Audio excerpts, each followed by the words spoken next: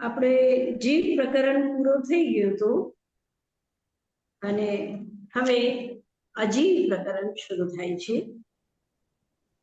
તો અજીવ પ્રકરણમાં પેલો 15મી ગાથા છે. અજીવો પુનનેવો ઉગ્ગલ ધમ્મો અધમ્મ આયાસમ કાલો ઉગ્ગલમુત્તો રૂપાદિગુણો અમુત્તિશેષાદુ. अजीवो पुननेवो, अजीव जानना चाहिए, अजीव को जानना चाहिए. नेवो यानी साधनाजी महाराज. हाँ बोलो. સોરી સાધનાજી મહારાજ, આપણે 14મો કરી લીધો તો આઈ થોટ નહોતો કર્યો. થઈ ગયું તો 14 થઈ ગયું. હા. Okay sorry. મથેણ વંદાની સાધનાજી મહારાજ. તો એમાં કઈ પૂછવું છે તમને? 14માં થઈ તો ગયો તો આપણે કરી લઈએ, વાંધો નહીં. નિકમમાં 8 ગુણા કિંચુના ચરમદેહદો સિદ્ધા લોયર ગઠિદા નીચા ઉપાદ વયહિમ સંયુક્તા.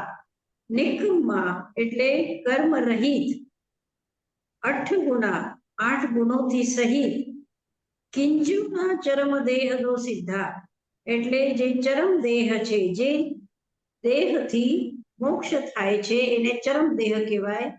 ચરમ દેહનો જે આકાર છે એ આકારથી થોડું ઓછું, એટલે જે શરીરની અંદરમાં પોલ હોય છે ત્યાં આત્માના પ્રદેશો નથી હોતા, એટલે પોલ જો ઓછી થઈ જાય તો પછી શરીરનો જે આકાર છે એ થોડું ઓછું થઈ જાય. કિંચુના એટલે થોડું ઓછું. ચરમ દેહદો જે અંતિમ શરીર છે એનાથી થોડું ઓછું એવો જે આકાર હોય એ સિદ્ધ આત્માનો હોય છે.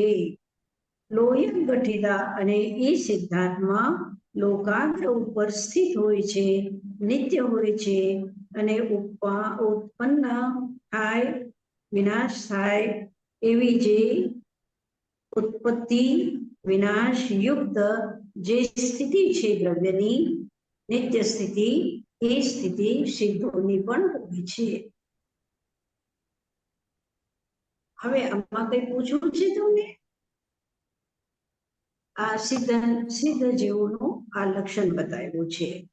આ 8 ગુણોથી યુક્ત હોય, કર્મોથી રહિત હોય અને ચરમ દેહથી થોડું ઓછા આકારનો હોય અને લોકાગ્ર પર સ્થિત હોય, નિત્ય હોય અને ઉત્પાદ 2 દ્રવ્યથી યુક્ત હોય. એવી રીતે આ સિદ્ધની વાત થઈ. હવે સંપૂર્ણ જીવોની વ્યાખ્યા થયા પછી હવે અજીવની વ્યાખ્યા કરે છે. તો અજીવો પુનનેવો, અજીવ કોને જાણવાનું? તો પૂતગલને. ધમ્મો અધમ્મ આયાસમ, ધર્મને અધર્મને. ધર્મ અધર્મ એટલે પુણ્ય પાપ નહીં, પણ ધર્માસ્તિકાય અધર્માસ્તિકાય, આકાશાસ્તિકાય. આયાસમ એટલે આકાશાસ્તિકાય, કાલો કાલ અને પૂતગલ. હવે કે છે કે પૂતગલ મૂર્તો. પૂતગલ કેવો છે? મૂર્ત છે અને રૂપાદિ ગુણોથી યુક્ત છે. અમુત્તિશેષાદુ અને બીજા બધા દ્રવ્યો, પૂતગલને છોડીને બીજા બધા દ્રવ્યો, 5 દ્રવ્યો કેવા છે? અમૂર્તિ, મૂર્તિ રહિત છે, અમૂર્ત છે. એ રૂપાદિ ગુણોથી યુક્ત નથી. શેષાદુ, શેષ બધા, શેષ બધા. શેષાદુનો અર્થ છે શેષ બધા અમૂર્ત છે.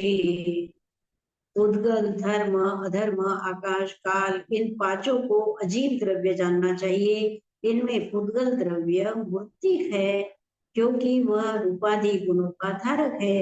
शेष 4 द्रव्य अमूर्तिक है. आ तो अपने आ तो अपना अंदर में ज विलेલું છે, જે અહીંયા કહ્યું છે. હવે કે છે કે પૂતગલના આ ગુણ તો બતાવ્યા, હવે નહીં પર્યાય બતાવે છે. સદ્દો બંધો સમૂહો ફૂલો સંઠાન ભેદ તમ છાયા ઉજ્જો દાદવ સહિયા પૂતગલ બસ પજાયા. પૂતગલ દ્રવ્યની પર્યાય 10 છે. કઈ કઈ? શબ્દ, બંધ, સૂક્ષ્મ, સ્થૂલ, સંસ્થાન, ભેદ, તમ, છાયા, ઉદ્યોગ, આતમ. એવી રીતે આ 10 જે છે આ પૂતગલ દ્રવ્યની પર્યાય કહેવાય. શબ્દ છે એ ગુણ નથી પૂતગલનો, પણ શું છે? પર્યાય છે. એટલે સ્કંદ રૂપે આ બધી જેટલા નામ લીધા તે પર્યાયોના આ બધા સ્કંદ રૂપમાં છે. શબ્દ છે, ખબર જ છે તમને કે એક જીવ શબ્દ છે, એક અજીવ શબ્દ છે, એક મિશ્ર શબ્દ છે. એવી રીતે સંક્ષેપમાં 3 શબ્દ, 3 પ્રકાર શબ્દ. એટલે જેવી રીતે ચકલા ચકલી બોલે, અથવા ગાય ભેંસ રમાડે, શેર દહાડે, મનુષ્ય ભાષાના પરમાણુઓને ગ્રહણ કરીને ભાષા રૂપમાં બોલે, વચન રૂપમાં બોલે, એ બધું શબ્દ કહેવાય. અને મિશ્ર એટલે જે ઢોલ વગાડવાનું છે કે બાંસુરી વગાડવાની છે એ મિશ્ર કહેવાય. જીવ, અજીવ અને મિશ્ર શબ્દ. પછી બંધ છે. બંધ એટલે આપણા શરીર સાથે જે કર્મનું બંધ થાય, અથવા જે પૂતગલ બંધ હોય. આજકાલ આપણે ફેવિકોલ કહીએ છીએ કે ફેવિકોલથી એકબીજાને જે જોડવાની જે વસ્તુને જોડાય છે. અનેક એવા દ્રવ્ય છે, અનેક એવા તત્વ છે કે જે શીશાને તૂટી ગયો હોય તો એને જોડવા માટેનો, અથવા અલગ અલગ દ્રવ્યોથી આપણે જોડીએ છીએ, એ બંધ છે. પછી સૂક્ષ્મ એટલે જે આપણા ઇન્દ્રિયોથી ગ્રહણ ન થાય એને આપણે સૂક્ષ્મ કહીએ છીએ. સ્થૂળ જે ઇન્દ્રિયોથી ગ્રહણ થાય એને આપણે સ્થૂળ કહીએ છીએ. સંસ્થાન એટલે આકાર, ગોળ, ત્રિકોણ, ચોકોણ, ષટકોણ, આ બધા જે આકાર છે એને સંસ્થાન કહેવાય છે. ભેદ એટલે આ સંસ્થાન પણ કોના થાય? જેનો આકાર છે, પૂતગલ છે, જે સ્કંદમાં છે એનો જ આકાર હોય. ભેદ એટલે જે તૂટી શકે, એક સ્કંદમાંથી તૂટીને બીજો સ્કંદ થાય એને ભેદ કહે છે. તમ એટલે જે દૃષ્ટિને રોકે. આપણે આંખો જ્યારે રાત્રિનો અંધકાર હોય, પ્રગાઢ અંધકાર હોય, અમાવસનો અંધકાર હોય, ત્યારે આપણે કાંઈ જોઈ ન શકીએ. આપણે કેટલી પણ આંખો ખોલીને આંખો પાડીને જોવાનો પ્રયત્ન કરીએ તો પણ આપણને કંઈ દેખાય નહીં. તો એ શું છે? દૃષ્ટિનો રોગ, દૃષ્ટિમાં જે વ્યવધાન કરે એને કહે છે અંધકાર. પછી છાયા, તો વૃક્ષની છાયા હોય, ધરતી ઉપર વૃક્ષની છાયા પડે, સૂરજનો પ્રકાશ એક શું કરે છે? રોકી દે છે, એને છાયા કહે છે. પછી પ્રતિબિંબને પણ છાયા કહે છે, છાયાચિત્ર કહે છે. આપણે મિરરમાં આપણે પોતાનું મોઢું જોઈએ છે એને પણ છાયા કહેવાય છે. ઉદ્યોત એટલે પ્રકાશ, સૂર્યનો પ્રકાશ. આતપ, સૂર્યનો પ્રકાશ આતપ કહેવાય છે. ઉદ્યોત એટલે ચંદ્રનો પ્રકાશ અને સૂર્યનો પ્રકાશ એટલે આતપ. આ બધી શું છે? પૂતગલ દ્રવ્યની પર્યાયો છે. આ શબ્દને આ બાજુમાં લઈ લીધો. 5 ઇન્દ્રિયમાંથી 4 ઇન્દ્રિયના જે વિષય છે એ પૂતગલ દ્રવ્યના ગુણ કહેવાય. અને જે શબ્દ છે, જે શ્રોત્રેન્દ્રિયનો વિષય છે, એ પર્યાયના રૂપમાં આવી ગયો છે. અને આ બધી પર્યાયો છે, બંધ, સૂક્ષ્મ, સ્થૂળ, સંસ્થાન, ભેદ, આ બધા શું છે? પૂતગલ દ્રવ્યની પર્યાયો છે. એમાં કઈ પૂછવું છે કોઈને?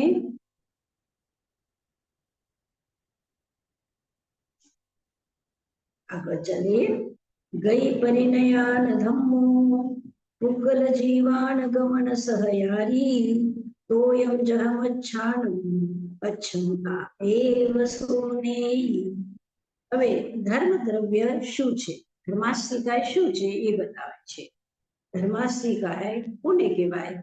તો ગઈ પરિણયાન ધમ્મો, ગતિમાં પરિણત જે થાય, કોણ થાય છે ગતિમાં પરિણત? એક તો જીવ અને એક છે પૂતગલ. આ બેયનો જે સ્વભાવ છે એ ગતિ કરવાનો સ્વભાવ છે, અને એ ગતિમાં જે નિમિત્ત થાય છે, એટલે ગતિ પરિણત જે જીવ છે અથવા પૂતગલ છે, એ પૂતગલ અને જીવને ગમન સહયારી, ગમનમાં જે સહકાર આપે, સહયોગ આપે, એને કહે છે ધર્માસ્તિકાય. તો એના માટે ઉદાહરણ આપે છે, તોયમ જહમચ્છાનમ, જેવી રીતે તોય એટલે પાણી, મચ્છાનમ એટલે મછલી. મછલી પાણીના સહારાથી ગતિ કરે છે, એવી જ રીતે પૂતગલ અને જીવ ધર્માસ્તિકાયના સહારાથી ગતિ કરે છે. અચ્છંતા નેવ સોનેયી, જો મછલીને તરવું ન હોય તો પછી પાણીની અંદરમાં પણ એક જગ્યા ઊભી રહી જાય છે, પણ જ્યારે એની ઈચ્છા હોય તરવાની, ત્યારે પાણી એને સહયોગ આપે છે, એને ધક્કો આપીને ચલાવતું નથી પાણી. એવી જ રીતે ધર્માસ્તિકાય ધક્કો આપીને જીવ અને પૂતગલને ચલાવતું નથી, પણ જ્યારે એ ચાલે, જ્યારે એ ગતિ કરે, પૂતગલ ગતિ કરે અથવા જીવ ગતિ કરે, એક જ સમયની અંદરમાં હજારો લોકો ચાલતા હોય છે, હજારો પરમાણુઓ એક જગ્યાથી બીજી જગ્યા ગતિ કરતા હોય છે, બધાને એક સાથે આ ધર્માસ્તિકાય શું કરે છે? ગતિ આપે છે. અચ્છંતા સોનેયી, અને જેની ઈચ્છા નથી ચાલવાની, જે ગતિમાં પરિણત નથી થયું પૂતગલ, એવાને ધર્માસ્તિકાય સહયોગ ન આપે, પણ ગતિ કરતા થતા પૂતગલને અને ગતિ કરતા થતા જીવોને ધર્માસ્તિકાય સહયોગ આપે છે.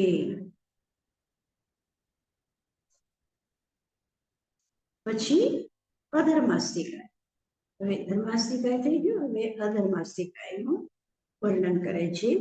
એ અધર્માસ્તિકાય શું કરે?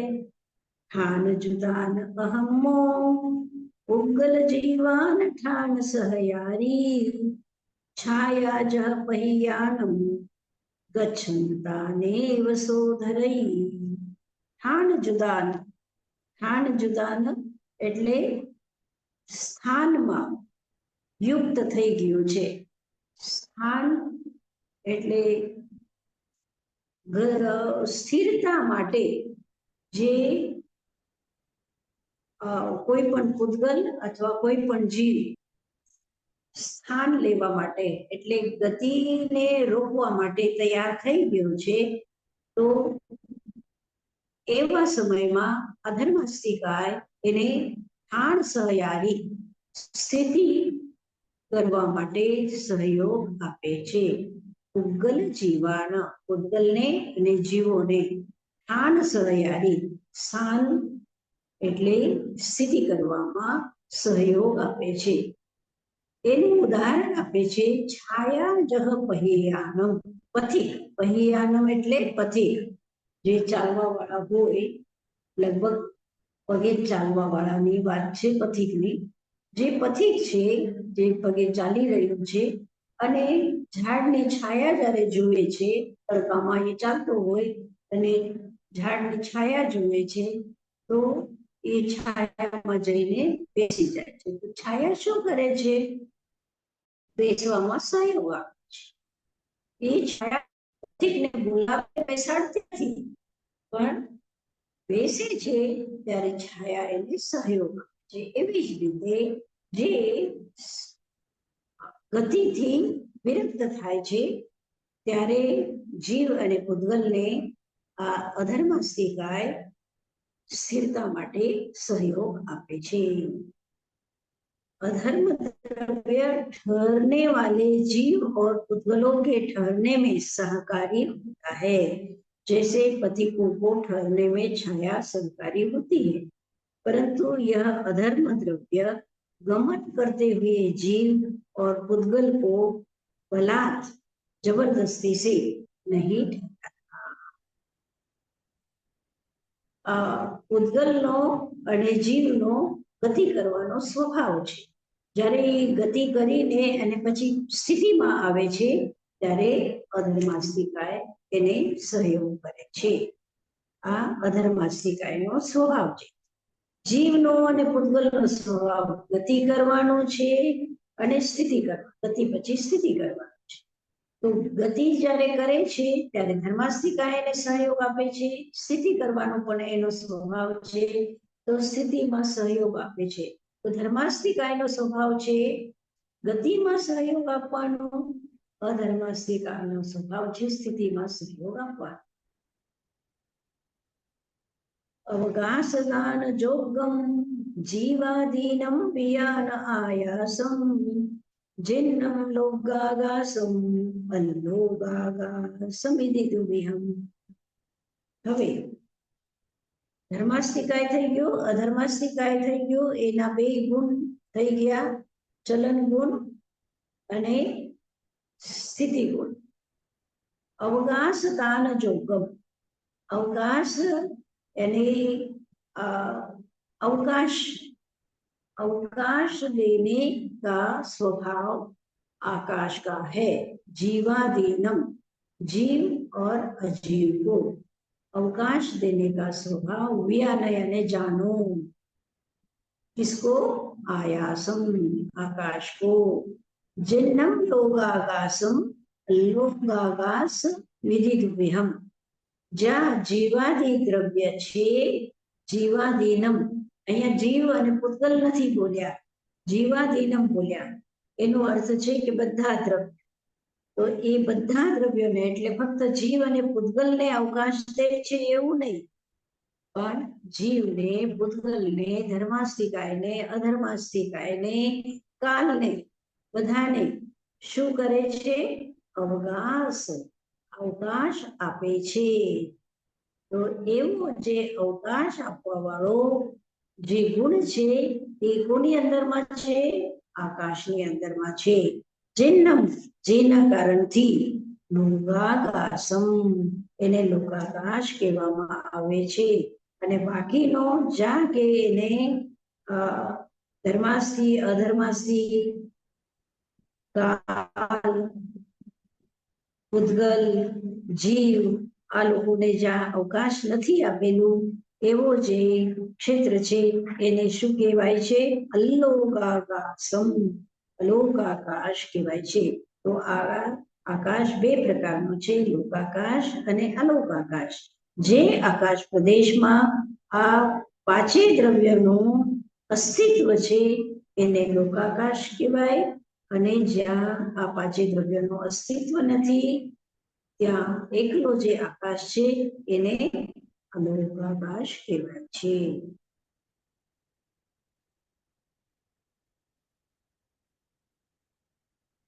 धम्मा धम्मा कालो पुद्गल जीवाय सन्ति जावदिये आयासेषु लोको तत्तो परदो अलोमुत्तो। હવે સ્પષ્ટ કરે છે ફરીથી કે લોકાકાશ અને અલોકાકાશ આ બે વિભાગ છે। આ શું કામ બે વિભાગ છે? કયા કારણથી આને આ બે ભાગોમાં આ વિભક્ત છે? તો કહે છે ધમ્મા ધમ્મા કાલો, ધર્માસ્તિકાય, અધર્માસ્તિકાય અને કાલ, પુદ્ગલ જીવાય સંતિ જાવદીએ, અને પુદ્ગલ तथा जीवो संति जावदीए, ज्यां सुधी संति एटले छे त्यां सुधीनो आयासो, आकाश शुं कहेवाय छे? लोको, लोकाकाश कहेवाय छे। तत्तो परदो, उससे जो भिन्न है अलोक, तो उसे अलोकाकाश कहते हैं। लोकाकाशनी અને અલોકાકાશની વ્યાખ્યા કરી છે કે ધર્માસ્તી અધર્માસ્તી કાલ પૂતગલ જીવ જ્યાં સુધી છે એને લોકાકાશ કહેવાય છે અને એનાથી પરે જે છે એ અલોકાકાશ કહેવાય છે. સાધનાજી આમાં મારી કોઈ વિઠ્ઠલબેનને પ્રશ્ન છે સમજ. હા, હા, બોલો. મથેણુંદામી તમે કીધું ને એકલો આકાશ છે, આ બીજું બધું નથી, એનો એક્ઝામ્પલ છે કઈ જગ્યાએ એવું હશે?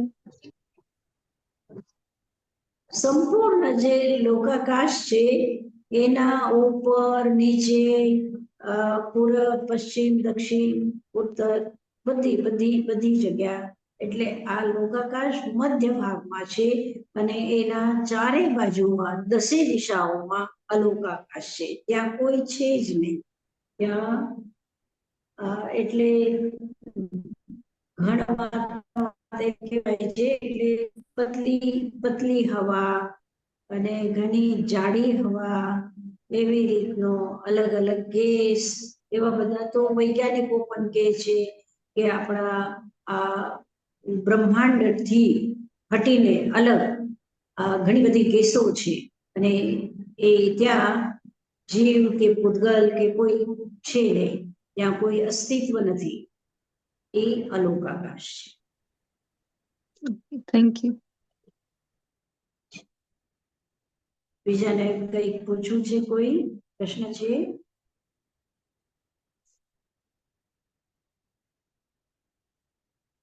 આગળ કરીએ. દૈવ પરિવર્તન,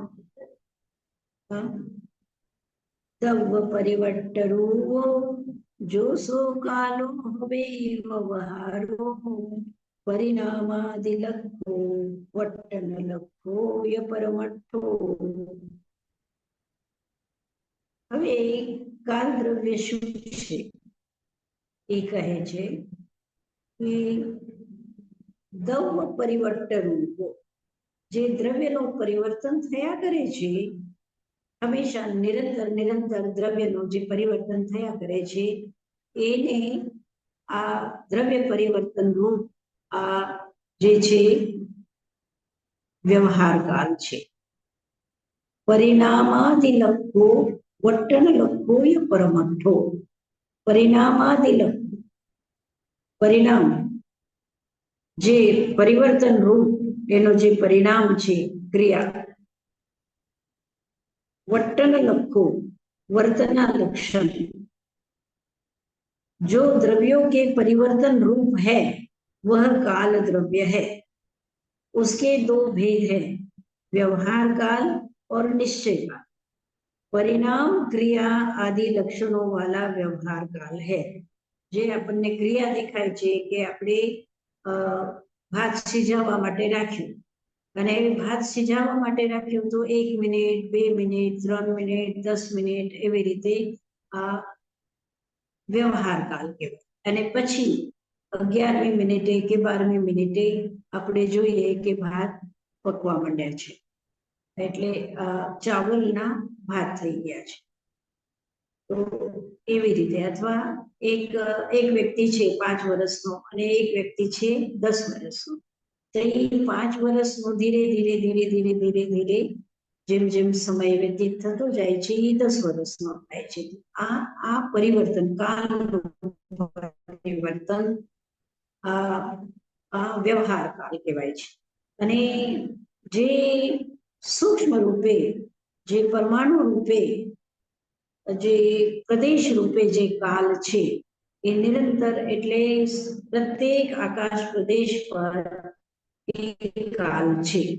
એટલે આપણી એવી થોડી ઘણી આપણને એવું ફીલ થાય કે ભાઈ આપણે વર્તમાનમાં છીએ, પછી આપણે ભવિષ્યમાં જશું અને પછી આ જે વર્તમાન છે એ ભૂતકાળમાં જશે, એટલે આપણને એવું લાગે કે આ કાળ ચાલે છે. પણ કાળ ચાલતો નથી. એટલે ફક્ત ચાલવા વાળા, એટલે ગતિક્રિયા કરવા વાળો ફક્ત જીવ છે અને ઉદ્ગલ છે.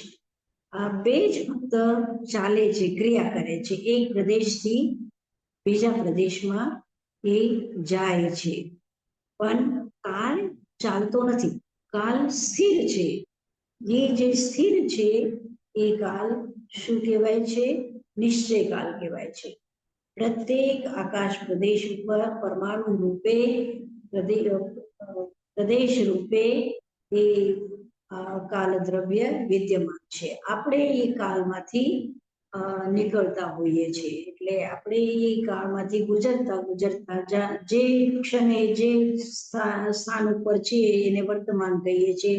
જ્યાંથી નીકળી ગયા એ આપણું ભૂતકાળ થઈ ગયું, અને જે દિશામાં આપણે જઈ રહ્યા છીએ એ ભવિષ્યકાળ થઈ ગયું.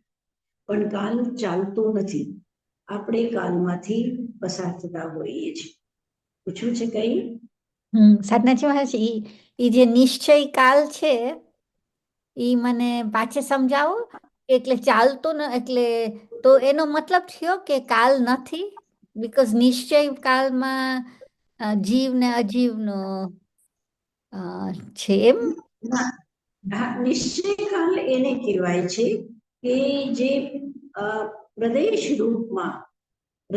રૂપમાં પ્રત્યેક આકાશ પ્રદેશ ઉપર સ્થિત છે એ નિશ્ચય કાળ છે. અને જેને આપણે દિવસ, પછી ઘડી, પછી વર્ષ, મહિના, એવી રીતે જે આપણે કહીએ છીએ એ વ્યવહાર છે. સાધનાજી મહારાજ, આ વ્યવહાર કાલ અસત્ય છે? વ્યવહાર કાલ અસત્ય છે? વ્યવહાર કાલ અસત્ય છે? આપણે જે અંશમાં વ્યવહાર નહીં, એક તો નિશ્ચય નહીં છે ને એક વ્યવહાર નહીં છે ને, તો નિશ્ચય લઈને આપણે સત્ય માનીએ છીએ ને વ્યવહાર લઈને અસત્ય માનીએ છીએ કે નહીં. તો એવી જ રીતે જેટલા અંશમાં વ્યવહાર લઈને અસત્ય માનીએ છીએ એટલા અંશમાં આ જે વ્યવહાર છે એને અસત્ય માનીએ છીએ.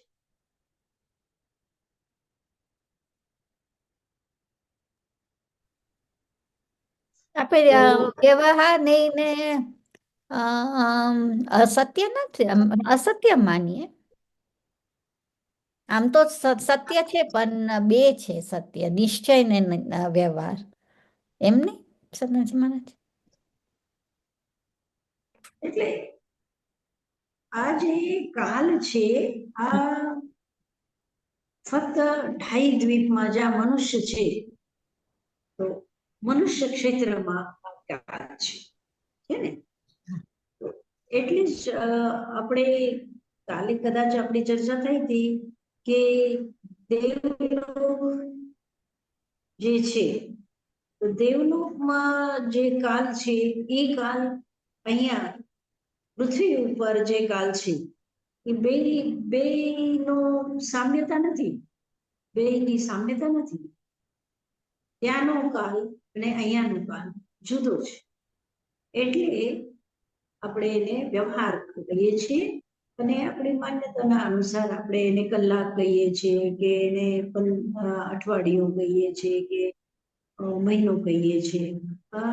આપણી વ્યવસ્થા પ્રમાણે એને આપણે નામો આપેલા છે. એટલે આ વ્યવહાર કાળ છે, આપણું કામ ચલાવવું છે. કામ ચલાવવું, વ્યવહારનો અર્થ શું છે? કામ ચલાવવું, આપણું કામ ચાલે છે એટલે આ વ્યવહાર કાળ છે, અને આ એટલે અસત્ય છે. આમ તો કામ ચાલે છે, કામ વગર તો કઈ થતું જ નથી. હા બોલો.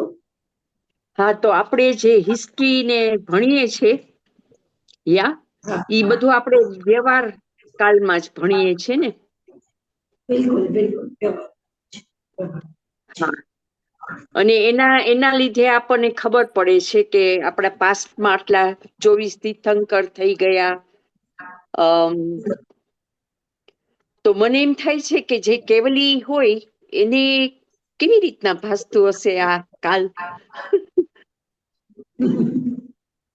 જરાક ડિફિકલ્ટ થઈ જાય વિચારવું. કાલાતીત, એ દેશાતીત અને કાલાતીત છે. તીર્થંકર અને સિદ્ધ જીવો એને કોઈ બાઉન્ડ્રી નથી. કાલ આપણા માટે બાઉન્ડ્રી છે.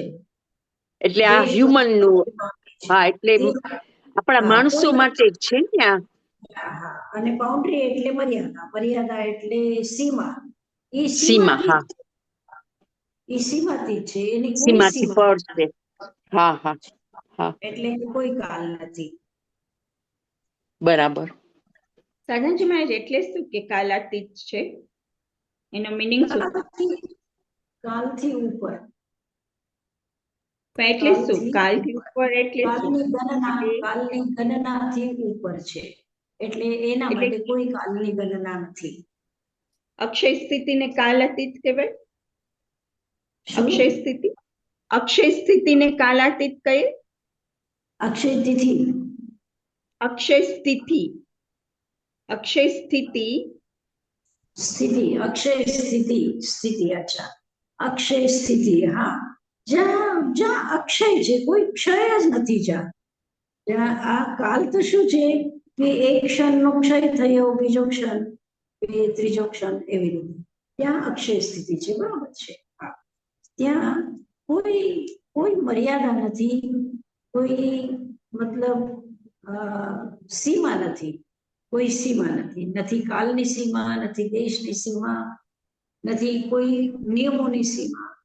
અસીમ છે, અનંત છે. સાધનાજી મહારાજ, આપણે તત્વાર્થ સૂત્રમાં નિશ્ચય કાળનું નથી લખ્યું, પણ નિશ્ચય કાળમાં એવું છે કે એનો પ્રદેશ બધા આકાશ પ્રદેશ, બધા આકાશ પ્રદેશમાં બધા એમાં કાલના પ્રદેશ છે, એમ કીધું? હા, તો એટલે અસંખ્યાત પ્રદેશ છે લોકાકાશમાં, અસંખ્યાત પ્રદેશ છે, અને કાલના પણ અસંખ્યાત પ્રદેશ છે. તો એ આપણે કહીએ તો પછી અસ્થિકાય કહેવાય? હા, ના, અસ્થિકાય નું કહેવાય. આ પરમાણુ અલગ અલગ છે. આ પરમાણુ છે, પરમાણુ છે.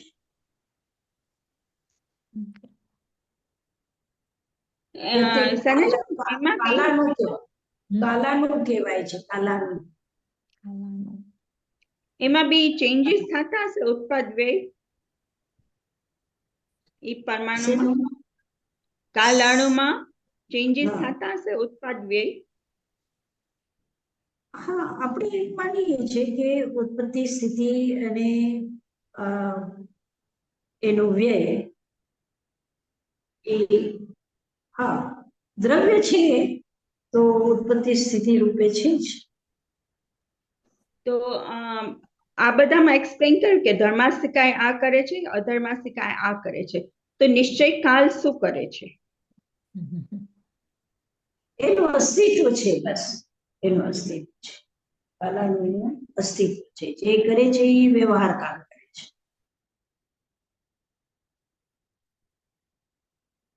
જેવી રીતે આત્મા કઈ કરતો નથી. નિશ્ચય દૃષ્ટિથી આત્મા કઈ કરતો નથી. આત્મા શું કરે છે? કઈ જ નથી કરતો. જે કઈ કરે છે એ આ શરીરના સાથે જ્યારે જોડાયેલું હોય, સંસારી આત્મા, એ બધું કઈ કરે છે.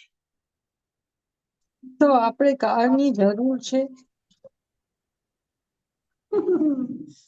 કાલ વગર તો આપણું ચાલતું જ નથી ને. પગે પગે આપણે કેટલા વાગ્યા, હવે આ ટાઈમ થઈ ગયો, ઓફિસે જવાનો ટાઈમ થઈ ગયો છે, હવે ક્લાસનો ટાઈમ થઈ ગયો છે, હવે જમવાનો ટાઈમ થઈ ગયો છે, હવે સુવાનો ટાઈમ થઈ ગયો છે.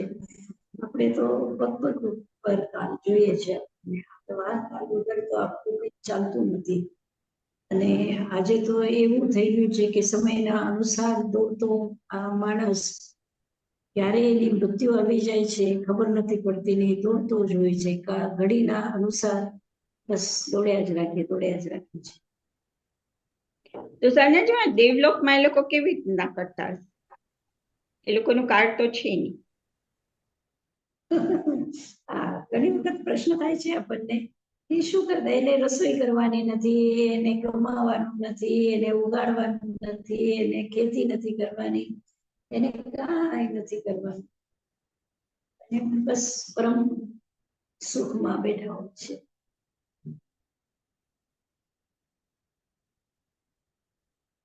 એનો કેવી રીતે એનો અને ક્યાં સમય વયો જાય છે એ ખબર નથી પડતી. દુઃખમાં સમય ખબર પડે છે. જ્યારે દુઃખ હોય, સમજો કે ગરમ ગરમ તવો હોય, આપણે રોટલી કરીએ છીએ ત્યારે એકદમ ગરમ તવો છે, તો એ તવા ઉપર કોઈ કહે કે 5 મિનિટ સુધી હાથ રાખવાનો છે એ ગરમ તવા. તો એ 5 મિનિટ વ્યક્તિને, જીવને કેટલી લાંબી લાગે. અને હસતો હોય, રમતો હોય, બધા સાથે થતો હોય, ત્યારે 5 મિનિટ 1 મિનિટમાં વહી જાય એમ લાગે. હે ને? તો દુઃખમાં કાલ વધારે દેખાય, કાલની અનુભૂતિ વધારે. સાધનાજી મહારાજ, સુખમાં કાલની નરક નરકમાં એ કાળ નથી? છે ને, છે, નરકનો કાલ છે. અહીંયાની જેમ જ છે? ના, ત્યાં થોડું કાલની એવી દશા થઈ શકે છે, પણ એટલે જે પરમાધાર્મી દેતા છે કે પેલા એને તપાવે છે, કે એને કાપે છે, કે એને મારે છે, કે એને અગ્નિ ઉપર રાખે છે, તો એ રીતે કાલ તો ત્યાં છે ને. જેટલી ક્રિયાઓ થાય છે એ કાલમાં જ થાય છે ને ત્યાં.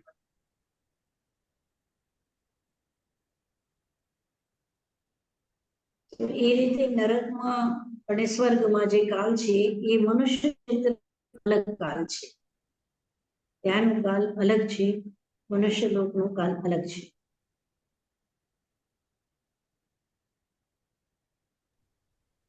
મનુષ્યનું મનનો ક્ષેત્ર છે આ. આપણા માનસિક જે મનની ગતિ છે એના કારણથી આ વધારે કાલ ને સૂક્ષ્મતાથી આપણને અનુભવ થાય છે.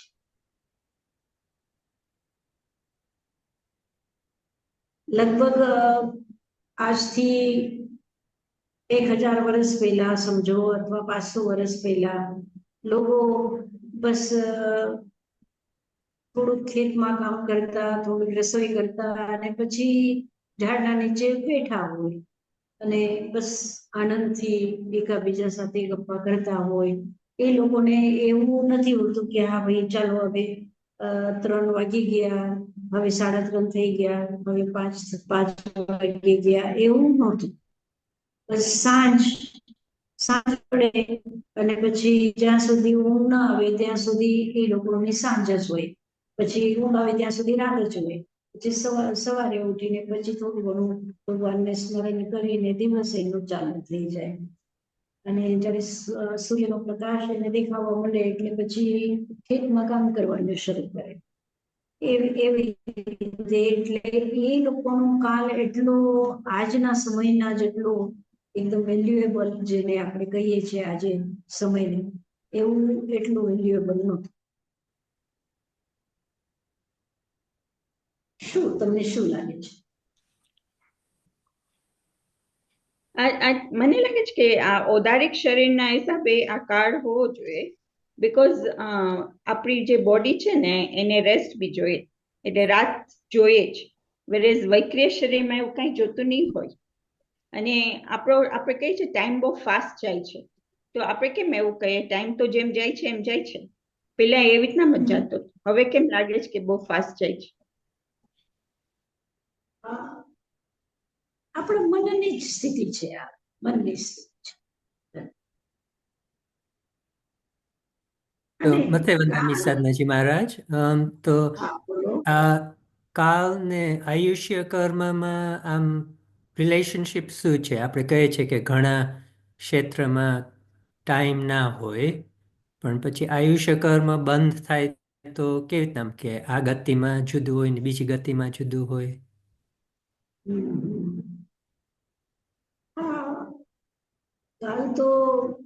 કાલ વગર તો આયુષ્યનું બંધ કેવી રીતે થઈ શકે? એટલે 10,000 વર્ષનું આયુષ્ય છે કે આપણે કહીએ છીએ સાગરો પણ, કલયુગ પણ, આ બધા કાલથી જ નપાશે ને. બરોબર છે, આ સંબંધ તો છે, કાલનો સંબંધ તો છે, પણ છતાં પણ દેવગતિનો આપણે તો અનુમાન જ કરી શકીએ છીએ. આપણી પાસે એવા કોઈ પ્રમાણ નથી કે દેવલોકનો જે સમય છે, નારકીનો જે સમય છે અને મનુષ્યનો જે સમય છે એ એક જેવું છે કે અલગ છે. આપણી પાસે કોઈ પ્રમાણ નથી.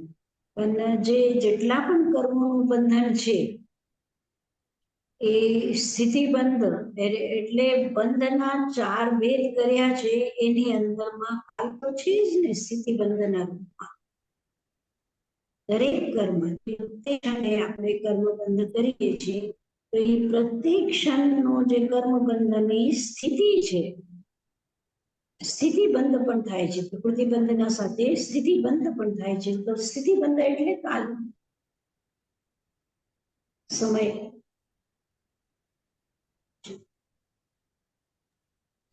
સનજ મહારાજ ઘણા એમ કે ત્યાંનો સમય. હા બોલો. ઘણા એમ માને છે કે આયુષ્ય કર્મ આપણા શ્વાસ સાથે રિલેટેડ હોય, કે જેટલા શ્વાસ લેવાના હોય ને એટલું આયુષ્ય કર્મ હોય, એમ થઈ શકે? ના, આયુષ્ય તો આપણે જે બંધાય છે આયુષ્ય એ શ્વાસના રિલેટેડ બંધાય છે એવું આપણા શાસ્ત્રોમાં નથી ને. શાસ્ત્રોમાં તો જે આયુષ્ય બંધાય છે તો એ 10 વર્ષની આયુષ્ય છે કે 100 વર્ષની છે કે 60 વર્ષની છે, એવી રીતે બંધાય છે ને. બીજા ધર્મમાં આવી રીતના બોલે કે એ લોકો શ્વાસ સાથે રિલેટ કરે કે તમારું આયુષ્ય જેટલા શ્વાસ લ્યો ને એ પ્રમાણે. એવું તો થાય છે, એવું થાય છે કે એ શ્વાસોશ્વાસ વધારે કે ઓછા જેટલા લેવાય છે એ પ્રમાણે આયુષ્યની સ્થિતિ ગણે છે આવા આવી રીતે. પણ એકદમ એક્ઝેક્ટ આપણે ન કહી શકીએ કે શ્વાસના, એટલે જે કર્મોની સ્થિતિ બતાવેલી છે એમાં શ્વાસોશ્વાસ નથી બતાવ્યા, એમાં તો વર્ષો જ બતાવે છે.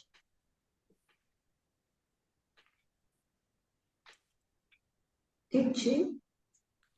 મતાનંદ નામી શ્રદ્ધાજી મહારાજ, આપણે કાળની અપેક્ષાએ આપણે એમ કહીએ કે નરકમાં ને દેવલોકમાં આ કાળ એના ઈ પ્રમાણે છે, પણ એમ પણ કહી શકાય કે ત્યાં આગળ કાળની અપેક્ષા આપણે હરિદ્વીપના રિલેટિવ એને એ અપેક્ષા એ છે, કારણ કે આપણે કાળનું તો માપ તો અહીંયા જ કરીએ છીએ ને. ત્યાં આગળ તો કોઈ 33 સાગરભમ કે 10,000 વર્ષનું આયુષ્ય હોય, ત્યાં તો માપ તો એવો માપ તો કોઈ ન રાખતો હોય.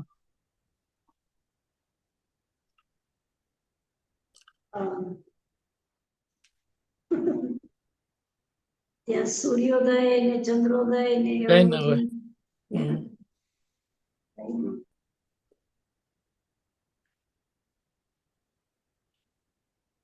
તો આ એટલે મનુષ્ય ક્ષેત્રથી જ આપણને નાખવું પડશે.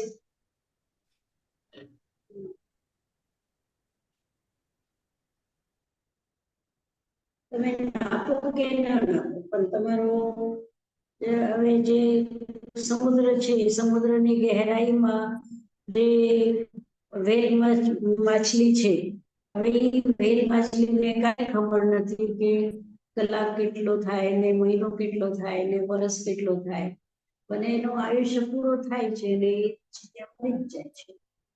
તો કેટલું આયુષ્ય છે એને ખબર ન હોવાના કારણેથી આપણે ન કહી શકીએ કે એનું આયુષ્ય એ તો મનુષ્ય નાખી શકે ને. જે વૈજ્ઞાનિકો છે એ વેલી મછલીનો પણ આયુષ્ય નાપે છે. એવી જ રીતે મેંઢક છે કે આ ધરતી ઉપર પણ જે જાનવરો છે એને પોતાને સેન્સ ન હોય સમયનો, પણ મનુષ્ય એનો આયુષ્ય નાપે છે. મનુષ્યના નાપવાથી આ કાલનો નાપ થઈ શકે. મનુષ્યના કારણે, મનુષ્યના મનના કારણે.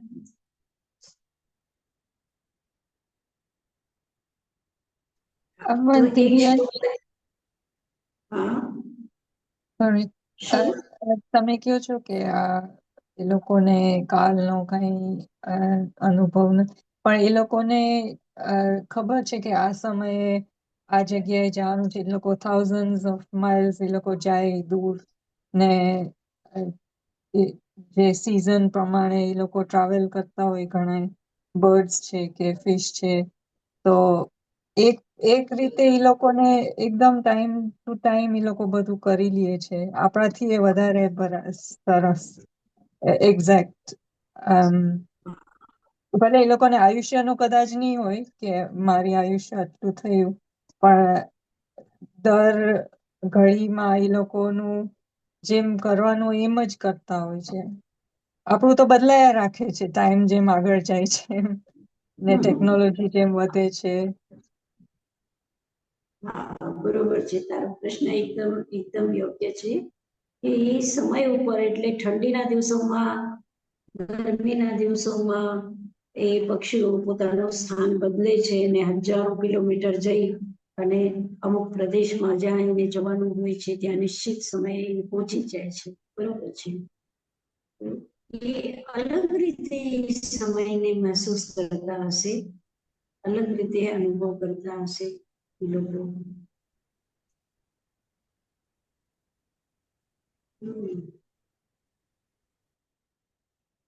હવે તમે રિસર્ચ કરો, તમે નાના છો, તમે રિસર્ચ કરો આ વિષયમાં.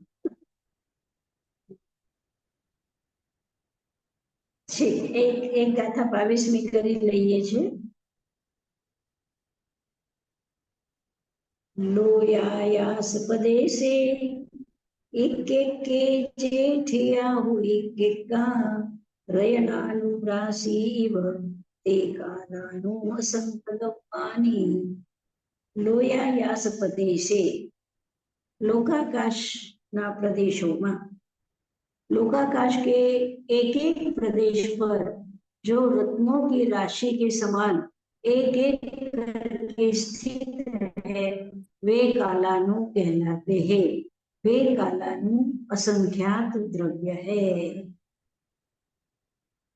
આજે કાલના જે અણુ છે કાલાનું, લોયાયાસ પ્રદેશી, લોકાકાશના પ્રદેશો ઉપર એક કે જેઠિયા હોય કે કા, એક આકાશ પ્રદેશ ઉપર એક કાલાનું સ્થિત છે. રયનાનમ રાશિ ઇવ, રત્નોની રાશિની જેમ કાલાનું અસંખ્ય દ્રવ્યાની, કાલાનું અસંખ્ય દ્રવ્ય છે. જેવી રીતે પરમાણુ જે દ્રવ્ય છે એ અસંખ્ય દ્રવ્ય રૂપમાં છે, એવી જ રીતે આ કાલાનું અસંખ્ય દ્રવ્ય છે. સંખ્ય સનાજીમાં જો એક કાલાનો એક પ્રદેશ ઉપર હોય તો કેમ રત્ન રાશિ જેવું કીધું, હિપ્સ કેમ કીધું? એક જ છે તો કેમ અલગ અલગ છે, અલગ અલગ છે, અલગ. એટલે એનો કહેવાનો મતલબ છે કે પ્રત્યેક સેપરેટ છે, એકબીજા સાથે જોડાયેલા નથી, એ કહેવા માંગે છે. જોડાયેલા નથી. રત્નની પ્રદેશ રાશિ ઉપર એટલે એક આપણા દિમાગમાં એવું છે કે ઢગલો, ઢગલો આપણે સમજીએ ને, રત્નની રાશિ એટલે ઢગલો શું છે. આ રત્નની રાશિ એટલા માટે કીધું છે કે પ્રત્યેક સેપરેટ છે, સેપરેટ છે. એક કાલાનો સાથે બીજો કાલાનો જોડાયેલું નથી, પ્રત્યેક કાલાનો સેપરેટ છે.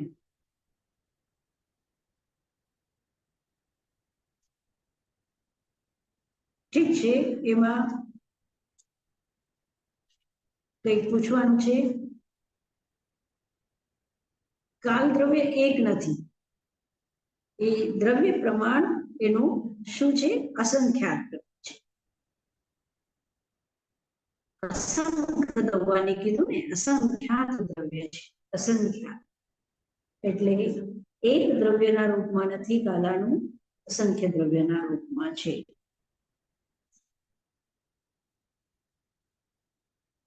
થોડી એની વિશે આપણે કર્ણ વિશે થોડી વાત હજી કરશું આવતા ક્લાસમાં.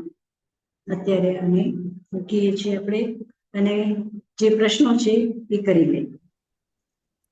હા સાધનાજી રીટાબેન, હા સાધનાજી મહારાજ. પ્રશ્ન કરજો. હા, તો જે હવે ચેપ્ટર 5 માં જે સૂત્ર નંબર 26 છે ને 28 છે, તો 26 હતું સંઘાત ભેદેભ્ય ઉત્પદ્યન્તે ને 28 છે ભેદ સંઘાતાભ્યામ ચાક્ષુષા. તો એ બે સૂત્રમાં ડિફરન્સ શું છે? પ્રતિભાબેન?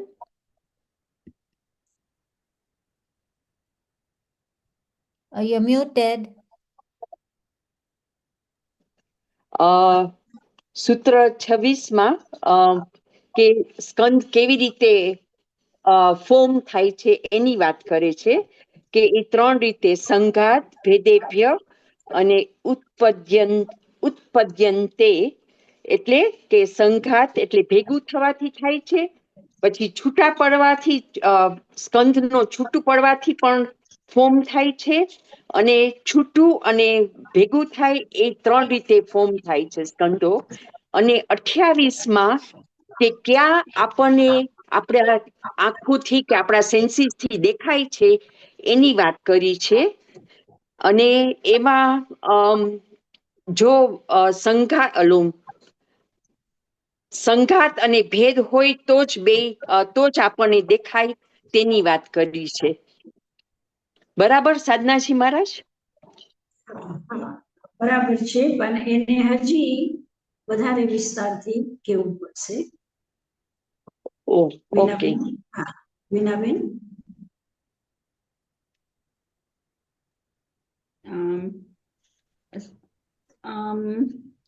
મારું પ્રતિભાબેન જેમ જ હતું કે સ્કંદ હોય, આ જે વિઝિબિલિટી છે જે આપણે દેખાય, તો એ બધા સેન્સીસ થી જે આપણે અનુભવીએ એની વાત કરે છે કે ભેદ ને સંઘાત બે થાય તો જ આપણે એની અનુભવી શકીએ.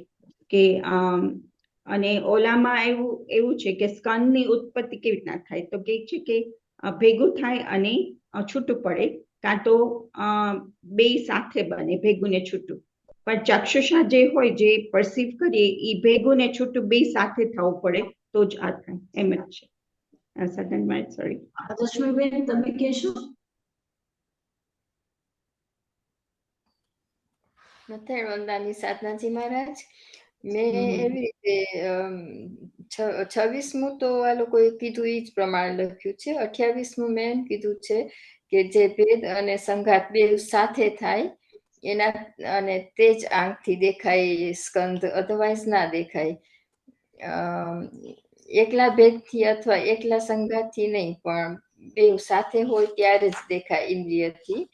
અને આ જે સૂક્ષ્મ સ્કંદની વાત કરે છે, જે આપણને દેખાય ના, અને એને આપણે જોવું હોય તો, એટલે કે જે સ્કંદ અચાક્ષુષ હોય અને એને ચાક્ષુષ બનાવવું હોય તો ભેદ ને સંઘાત સાથે ઉપયોગમાં લેવાનું, તો જ દેખાય. પણ એટલે કે એક્ઝામ્પલ, રીટાબેન તમે વોટરનો કહેશો? એક્ઝામ્પલ. એમાં એવું છે કે પેલા સૂત્રમાં એમ કહી દીધું કે સ્કંદ કેવી રીતે ફોર્મ થાય છે, ક્રિએટ થાય છે, ભેદ સંઘાત ને અને ભેદ સંઘાત બે. તો એમાં સ્કંદનું જ કીધું, whether it's visible, whether it's invisible, બધાનું કીધું. પણ હવે ડિફરન્શિએટ કરવા વાસ્તે એમ કહ્યું કે પણ જે ચાક્ષુષ છે એ જુદી રીતે ફોર્મ થાય છે કમ્પેર ટુ જે ચાક્ષુષ નથી. એમ એટલું સાધનાજી મહારાજ.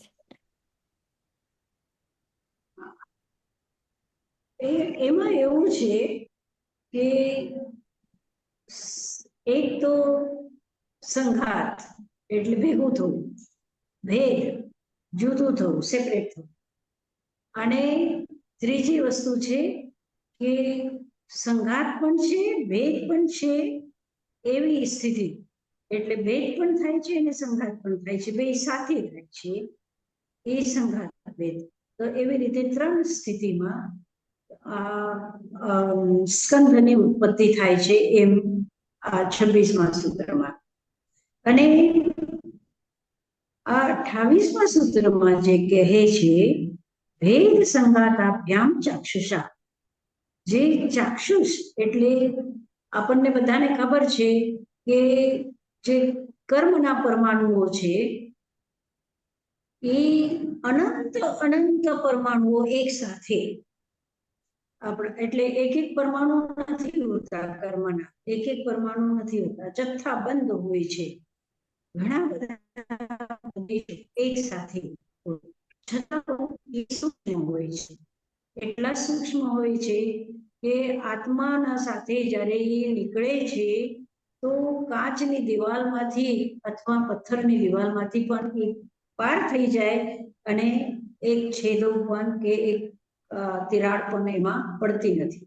તો એટલા સૂક્ષ્મ હોય છે એ, પણ એ પણ સ્કંદમાં હોય છે, એ સૂક્ષ્મ હોય છે.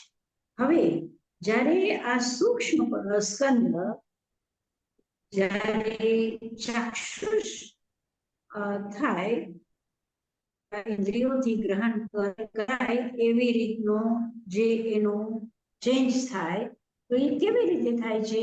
તો કહે છે કે ભેદ પણ થાય એનો અને સંઘાત પણ થાય એવા સમયમાં જે રૂપી જે ચાક્ષુષ સ્કંદ છે એના અમુક અંશ એની અંદરમાં સંઘાત રૂપે આવી જાય, એનો પોતાનો ભેદ પણ થાય છે અને બીજા જે સ્કંદ છે, ચાક્ષુષ સ્કંદ છે, એના પરમાણુઓ એની અંદરમાં આવી જાય અને જે સૂક્ષ્મ પરમાણુઓ છે એ એના પોતાના એ સૂક્ષ્મ પરમાણુઓ બધા સ્થૂળ પરમાણુ રૂપમાં પરિણત થઈ જાય છે. એવી આ પરમાણુઓની જ વિચિત્રતા છે કે જે સૂક્ષ્મ છે એ સ્થૂળ થઈ જાય, સ્થૂળ છે એ સૂક્ષ્મ થાય, એ પરમાણુઓની વિચિત્રતા છે. પણ જ્યારે ચાક્ષુષ થાય છે, જે અચાક્ષુષ સ્કંદ છે એ જ્યારે ચાક્ષુષ થાય છે તો કેવી રીતે થાય છે? તો એના માટે કહે છે કે એક જે સૂક્ષ્મ સ્કંદ છે, અચાક્ષુષ સ્કંદ છે, એ તૂટે છે, એનો ભેદ થાય છે અને જે બીજા એ જ સમયમાં બીજો સ્કંદ જે છે ચાક્ષુષ સ્કંદ, એનું પણ ભેદ થઈ રહ્યું છે.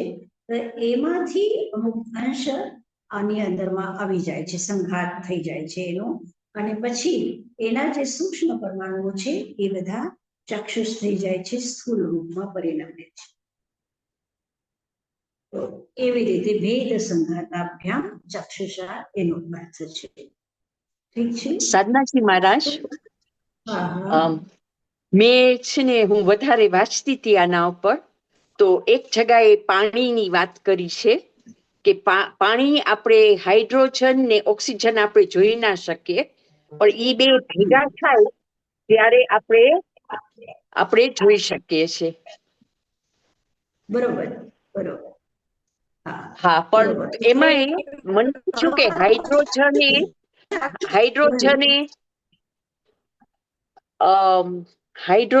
ને ઓક્સિજન બે ઓલા છે, અચક્ષુષ છે, તો એ બરાબર છે ને? એવી રીતના આમ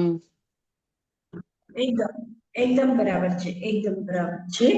એવી રીતે અનેક એવા, એટલે આ વૈજ્ઞાનિકો પણ એવી રીતે માને છે કે અનેક શક્તિઓ આ બ્રહ્માંડમાં છે, એ અદૃશ્ય રૂપે છે, અચાક્ષુષ રૂપે છે, અને કોઈ વખતે એવું થાય કે ચાક્ષુષ થઈ જાય છે. તો જેવી રીતે તમે હાઇડ્રોજનને કીધું કે ઓક્સિજન, આ બે ભેગા થાય છે, બે તો અચાક્ષુષ હોય છે, પણ પછી જ્યારે ભેગા થઈ જાય છે તો ચાક્ષુષ થઈ જાય છે. તો આ જ વાત અહીંયા કહે છે કે ભેદ સંઘાતાભ્યામ ચાક્ષુષા, એટલે અમુક પ્રક્રિયા એની થાય છે ત્યારે એ ચાક્ષુષ થઈ જાય છે. આજ બીજો પ્રશ્ન છે એનું પણ એ જ વિશ્લેષણ છે જે અત્યારે આપણે કર્યું કે અચાક્ષુષ સ્કંદ ચાક્ષુષ कैसे हो। તો આ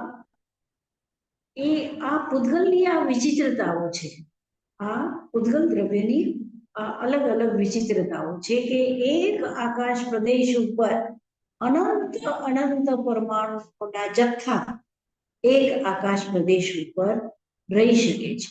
આ એવી એની તાકાત છે, એવી એની શક્તિ છે કે અલગ અલગ કિમિયાઓ આ પૂતગલ દ્રવ્યની અંદરમાં દેખાય છે। તો અચાક્ષુષ પણ હોય અને એ અચક્ષુષમાંથી ચાક્ષુષ થઈ જાય। હા બોલો। એની સાથે આપણે જે સૂત્ર કર્યું તો વ્યંજન સ્યાવગ્રહ ઈ એપ્લાય થાય કે જ્યાં સુધી આ જે ભેદ સંગાત નથી થતું ઇનફ ત્યાં સુધી ચાક્ષુષ ના થાય, એમ થાય? કારણ કે વ્યંજન સ્યાવગ્રહે આપણે કીધું હતું કે વ્યંજન થતું હોય પણ અવગ્રહે ઈ ખબર ના પડે, સેન્સ ના થાય ત્યાં સુધી। જેટલા પણ અવગ્રહ જેટલા પણ જ્ઞાનના છે ભેદના જ્ઞાનના ભેદ એટલે આ 5 ઇન્દ્રિયથી જે ગ્રહણ કરીએ છે એના ભેદ છે। તો નિશ્ચિત રૂપથી જે ચાક્ષુષ છે એ જ ઇન્દ્રિયોથી ગ્રહણ થાય છે ને। તો ભલે ભેદ સંગાત થવું જ પડશે તો જ ચાક્ષુષ થશે એમ। તો જ ચાક્ષુષ થશે।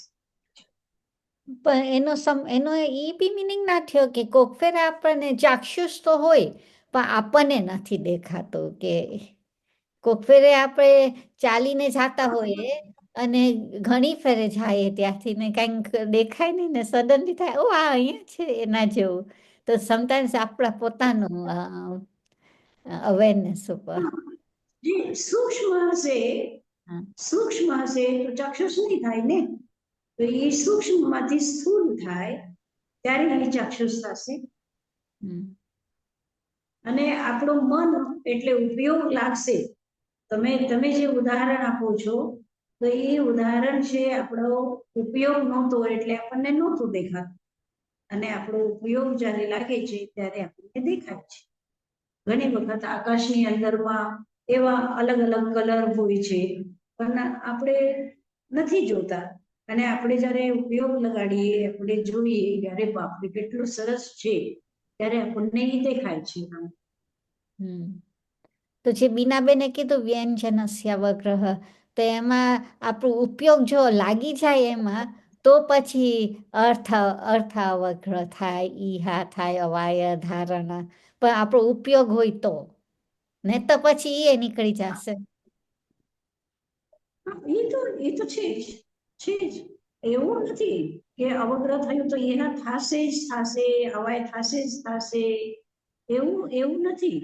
એ આપણું ત્યાં સ્થિરતા હશે, આપણે આગળ વધશું તો અવગ્રહથી ઈહામાં જશું, ઈહાથી અવાયમાં જશું, અવાયથી ધારણામાં જશું। ઘણી વખતે અવગ્રહ થાય અને મુકાઈ જવાય, એ થાય હશે સ્પર્શ, એ આપણે નિર્ણય કરવા માટે આપણે પ્રયત્ન નથી કરતા, આપણે પોતાના કામમાં વયા જઈએ છીએ।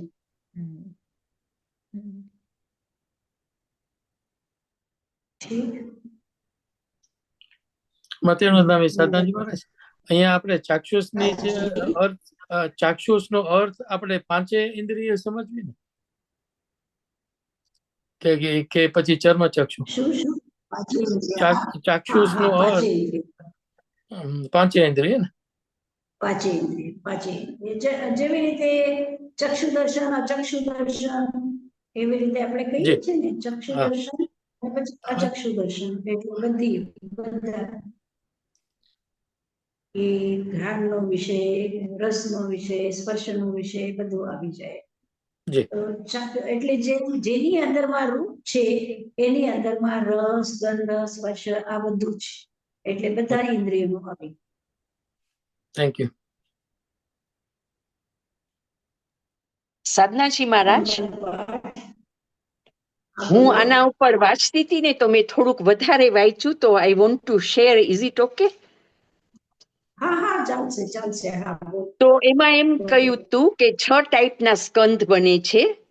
એક છે સ્થૂળ, જે આપણે ગ્રોસ કહીએ ને એને આપણે છૂટા પાડીએ ને તો એ પાછા ભેગા ના થઈ શકે. લાઈક લાકડું, પ્લાસ્ટિક, પેપર, જે એ બધું આપણે રીજોઈન ના કરી શકીએ. પછી આવે સ્થૂલ, લાઈક પાણી કે લિક્વિડ્સ જે હોય કે જે આપણે છૂટા પાડીએ ને પાછા રાખીએ બાજુમાં તો ભેગા થઈ જાય.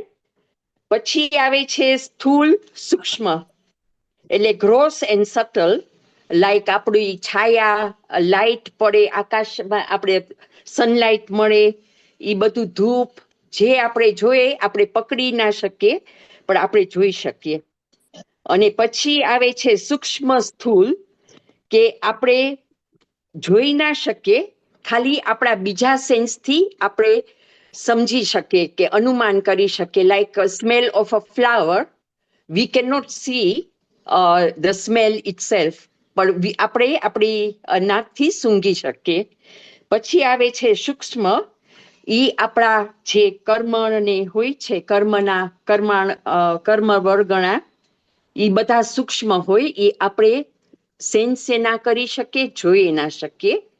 અને પછી આવે છે સૂક્ષ્મ, ઈ જે આ કર્મ વર્ગણા હોય એમાંથી પણ પાછા સ્કંદ ડિવાઈડ થાય એની વાત કરે છે ને. જ્યાં વેરી વેરી ફાઇન, અગેન આપણે એને એક પણ સેન્સથી સેન્સ ના કરી શકીએ. એવી રીતના મેં વાંચ્યું હતું. એ પરમાણુઓ છે, પરમાણુ પ્રતિભાબેન, એ જે પરમાણુ સૂક્ષ્મ છે, છેલ્લું છે પરમાણુ. સૂક્ષ્મ, હા, ઈ પરમાણુ રીતે જ હોય ને, જે બધા. હા, ઓકે, એ પરમાણુ છે. હા હા. ખૂબ સરસ, થેન્ક યુ. મંગલ પાઠ. નમો અરહંતાનમો સિદ્ધાનમ નમો આયર્યાનમ નમો વજ્જાયાનમ નમો ભવે સર્વસાનમ એસો પંચ નમો સપાવપનાસનો મંગલાનંચ સવ્વેસિં પરમં ભવૈ મંગલમ. ગુરુદેવ की अज्ञा चत्तारि मंगलम अरहंता मंगलम सिद्धा मंगलम साहु मंगलम केवली पन्नतु मंगलम. चत्तारि लोकोत्तमा अरहंता लोकोत्तमा सिद्धा लोकोत्तमा साहु चत्तारि शरणं व्रजामि अरहन्ते शरणं व्रजामि सिद्धे शरणं व्रजामि साहु शरणं व्रजामि केवली पन्नतं धम्मं शरणं व्रजामि. चार शरणागतहरणां सुखकरणां शरणानि बोल, जो भूमि प्राणी दरे अक्षय मरपद शांति.